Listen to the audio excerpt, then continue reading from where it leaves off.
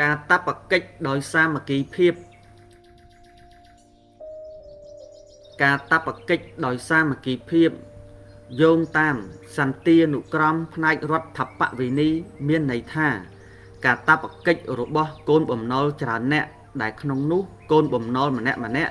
ឬច្រើនអ្នកត្រូវអនុវត្តកាតព្វកិច្ចទាំងអស់ឬមួយភាគដោយព្រមគ្នាឬដោយបន្តបន្ទាប់តាមការទាមទាររបស់ម្ចាស់បំណុលការតាបកិច្ចដោយសាមគ្គីភាពតាមន័យទូទៅសំដៅដល់ការសាមគ្គីគ្នាអនុវត្តចំពោះកាតព្វកិច្ចការតាបកិច្ចដោយសាមគ្គីភាព joint obligation obligation solidaire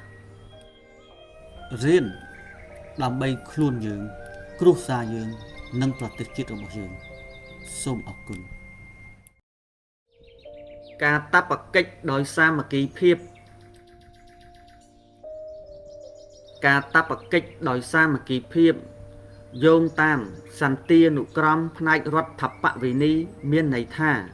ការតាបកិច្ចរបស់កូនបំណុលច្រើនអ្នកដែលក្នុងនោះកូនបំណុលម្នាក់ឬច្រើនអ្នកត្រូវអនុវត្តកាតព្វកិច្ចទាំងអស់ឬមួយភាគដោយព្រមគ្នាឬដោយបន្តបន្ទាប់តាមការទាមទាររបស់ម្ចាស់បំណុលការតាបកិច្ចដោយសាមគ្គីភាពតាមន័យទូទៅសំដៅដល់ការសាមគ្គីគ្នាអនុវត្តចំពោះកាតព្វកិច្ចការតាបកិច្ចដោយសាមគ្គីភាព joint obligation obligation solidaire រៀនដើម្បីខ្លួនយើងគ្រួសារយើងនិងប្រទេសជាតិរបស់យើងសូមអរគុណ